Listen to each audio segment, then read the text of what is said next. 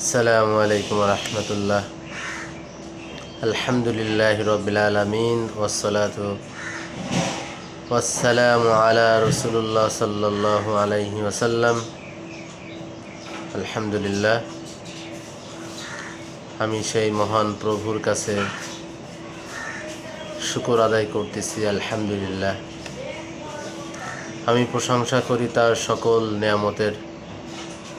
আমি তার কাছে আরও দয়া ও অনুগ্রহ কামনা করছি।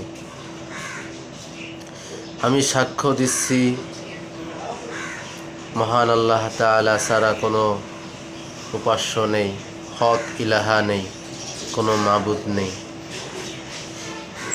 তিনি একক, অমুখাপেক্ষী, পরাক্রমশালী ও বিজ্ঞ। আমি সাক্ষ্য দিচ্ছি যে হযরত মুহাম্মদ সাল্লাল্লাহু আলাইহি ওয়াসাল্লাম আল্লাহ তাআলার বান্দা ও রাসূল, আল্লাহর প্রিয় হাবিব ও বন্ধু, সৃষ্টি জগতের মাঝে সবচেয়ে বেশি সম্মানিত, সকল মাখলুকের চেয়ে শ্রেষ্ঠ।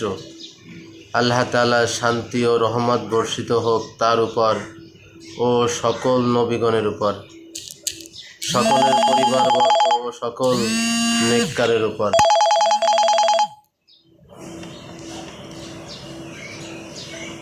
আল্লাহ তাআলা বলেন, ফাযকুরুনি আযকুরুকুম, তোমরা আমাকে স্মরণ করো, আমিও তোমাদের স্মরণ করব।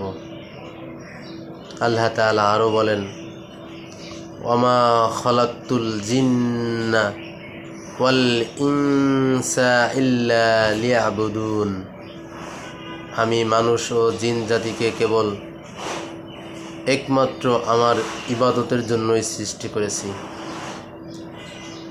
এ দ্বারা বোঝা গেল বান্দার শ্রেষ্ঠ অবস্থা হলো যখন সে আল্লাহর জিকির করে, আল্লাহকে স্মরণ করে। আলহামদুলিল্লাহ, আল্লাহ তাআলা আমাদেরকে আল্লাহকে বেশি বেশি স্মরণ করার তৌফিক দান করুক।